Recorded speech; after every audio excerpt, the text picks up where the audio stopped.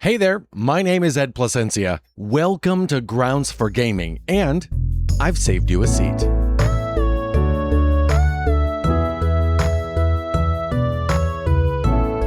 I hope you're staying well protected from this heat wave and the air quality and the lettuce that's trying to make you have a bad time in the bathroom. There's so much out there trying to get you. I hope you're doing all right. We are doing well here. World Cup has come and gone. Congratulations, Spain. I no longer have to pretend like I'm interested in soccer anymore. And you know what? You don't have to pretend anymore either.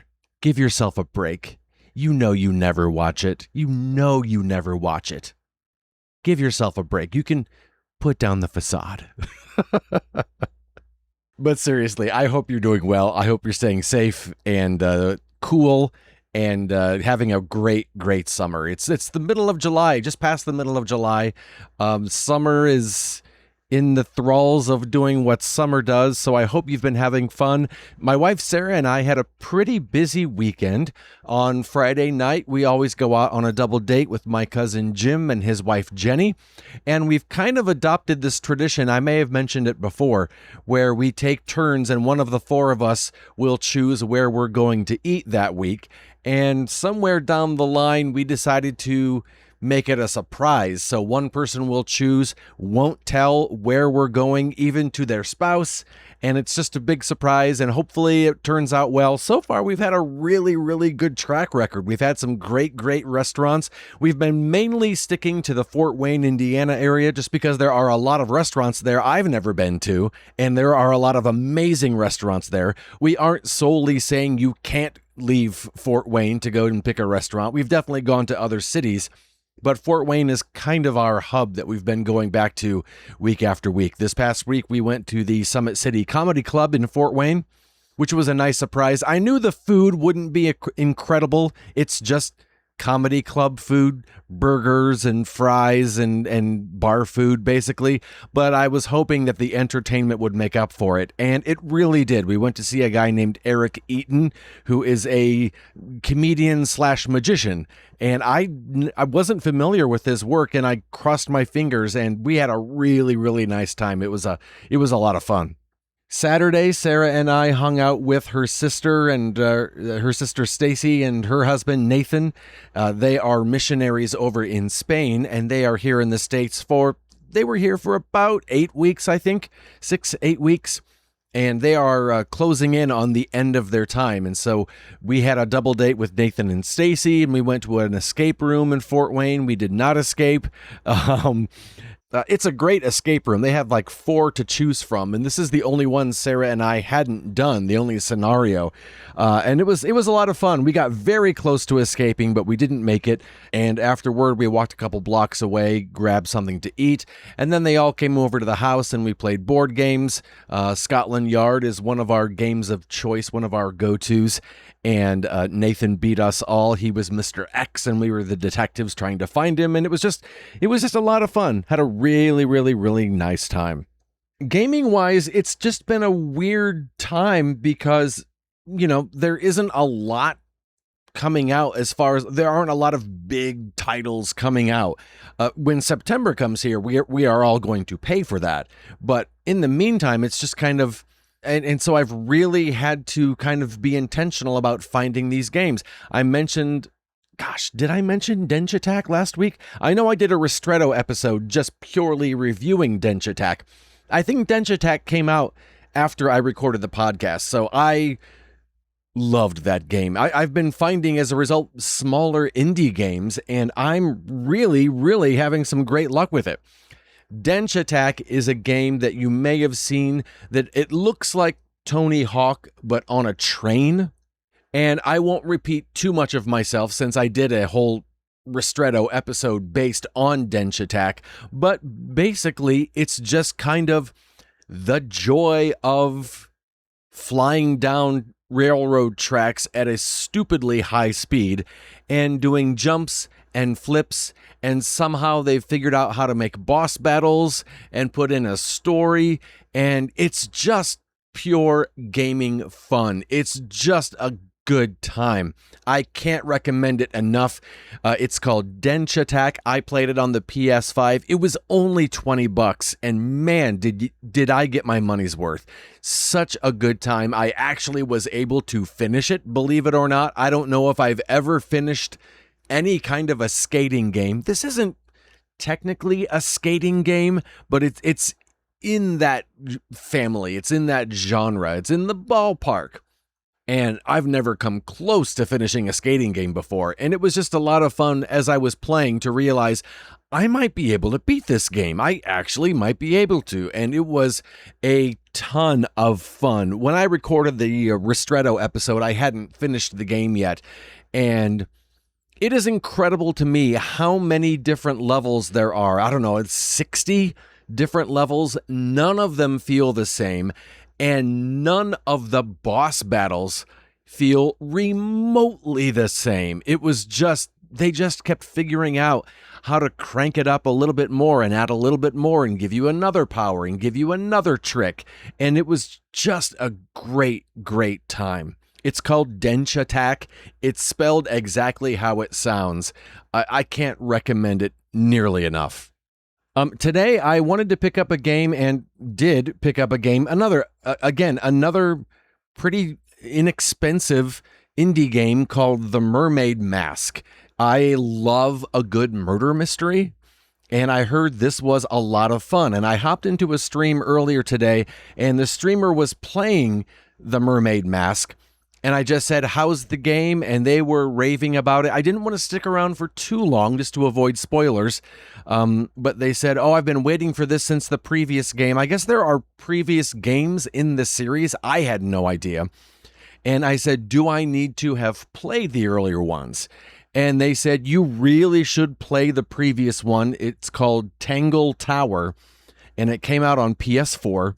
I believe it came out in 2021, and they said, you know what? You really should play that one first before you hop into the Mermaid Mask. So I picked up a game on just the recommendation of a stranger, and again, a very inexpensive game, and man, I am loving it. I can't wait to get to the Mermaid Mask, but in the meantime, Tangle Tower is a lot of fun. It's not exactly a point and click, but it's kind of a in the realm of an Obra Dinn, where you're talking to different people and you're trying to figure out what happened and you're trying to figure out who's telling you the truth, and you're able to find clues and run someone's story and kind of, okay, if you want to accuse them, what do you think happened? And it's just, wow, it's a lot of fun. I'm raving about a game that came out 5 years ago, but I'd never heard of it before, and I'm excited to rave about the game that just came out this week, which will probably be in next week's podcast. I'll probably mention it then. But wow, it is a lot of fun. Tangled Tower is what I'm playing now, and then The Mermaid Mask is what I'll be hopping into immediately afterward. And man, I am having a really, really good time. Speaking of having a good time, I know you're wondering where I am on the Overwatch Battle Pass. The way that they do their Battle Pass, you can't tell the exact number. They kind of just give you a range. So I'm past 175 very early in the next and final chunk on the road to 200. So I'm going to guess maybe I'm at 176. But we are making headway. Again, when I get to the final level 200, I get a name card that says over caffeinated. Right now, I'm using the new one they've given to me that's called Sweaty, and it's probably not far from the truth. I also have been playing House Flipper. They have a House Flipper remastered. It's the first one, not the second one. I think they chose the correct one, and it contains all of the original House Flipper DLC, like pets and garden and food, and so it's every house, every map. You can construct your own home. I haven't gotten to that point, so I started from the very beginning with my House Flipper basic little shack. That was Harvey in the background, shaking his head to verify that I am indeed telling the truth. and having a really, really good time. It's been nice and chill. It's been a long time since I played House Flipper, but man, it's nice to get back into it again. So much so that I was playing House Flipper here in my office, and Sarah was behind me on the television watching her show, which I believe is Homeland. Is it called Homeland? With the girl from Romeo and Juliet? Homeland? I think it's Homeland. Her and Mandy Patinkin. Anyhow, she was watching that, and she just heard in the background me painting and cleaning, and she was like, you know what? I'm jealous. I'm going to play it too. So here we were in my office on 2 separate televisions, both of us playing 2 different saves of House Flipper and just having a really, really nice chill time. It's just really nice to have a game where you can just sit and zone. And man, I love those games. Anything like a Power Wash Simulator or a House Flipper. A lot of the simulator type games are nice like that, where you can just sit, turn off your brain, and just veg out. I don't know. What is your turn your brain off game where you can just sit and you can either listen to podcasts or listen to music or even put on a television show on a second screen and just play and just play? I don't know. What is your turn your brain off game? Let me know. Email me, groundsforgaming@gmail.com. You can hit us up on the socials. We're on Twitter and Blue Sky. Or, of course, you can answer in the Answers channel in the Grounds for Gaming Discord. That link is in the show notes. Last week I asked you, what are your top games of 2026 so far? Over on the Discord, Cassilus said Star Fox did not disappoint. It has a perfect balance of nostalgia and new. I especially love that there's a co-op mode, so one person does the flying and the other shooting. It's also a perfect game as a busy parent, since the campaign takes about an hour, and each time you play, you can try for a different route. Obi-John Kenobi said 007 First Light for me. I haven't been able to play many games this year, and this one was so fun. It felt like I was playing a James Bond movie. Josh Stapleton, I normally play games about 5 years after release. This year I have played a number of new releases. One of them came out in December of 2025, but I think the physical release was 2026, but I'm counting it regardless. Number 7, NBA The Run. Number 6, Crimson Desert. Haven't played it enough to really rank it fairly. Number 5, Terminator 2D. Number 4, Pragmata. Number 3, Star Fox. Number 2, Black Flag Resynced. And number 1, 007 First Light. Grand Hellhammer, thus far Silk Song has been the best new game I've played this year. Love the music and gameplay. Despite its challenge, it's not punishing, and I can get back to fighting the enemy or boss I was struggling with pretty quickly. And finally, our buddy Tim Paulin said, I think my top 3 are Mixtape, Forza Horizon 6, and 007 First Light is my game of the year so far. I've got Black Flag Resynced on deck. You know, I gotta tell you, I picked up Black Flag Resynced. Loved the original.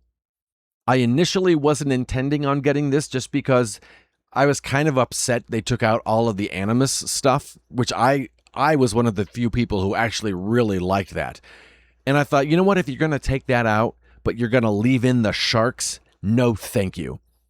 And then it came out and I got FOMO and I picked it up anyhow. And you know what? I put it back down. It seemed like every time I got to a new area, it was like, oh no, I remember this part. And it was just kind of that feeling one after the other. And it kind of made me think, man, I loved this game. But every time I get to a new area, I'm like, oh no, not this part. I don't know what I loved about it. And really what it was is every time I would try to sneak around and get spotted, which I feel like I'm used to the more recent iterations, of course. I feel like I got spotted really easily, and I just got so tired of being spotted that after a few times I'd just be like, you know what, I'd rather just play Overwatch. So I didn't really give it a fair shake, to be honest with you, but I'm kind of glad that I've put it down. Oh, I've played 6 hours of it. What am I complaining about? But I'm not upset that I put it down, considering I found these really cool indie games that I'm just having a blast with. So, yeah, no regrets here. Finally, before I go, I need to ask you, what are you drinking right now? What is in your cup? We got a brand new shipment of Square One coffee beans. We've got the candy bar blend. We've got the espresso machine fired up, and I just finished off the last sip before I started recording. So yeah, this week, broken record over here. I'm enjoying some Square One candy bar blend. What about you? What are you drinking this week? If you're in the Discord, we have a What Are You Drinking channel.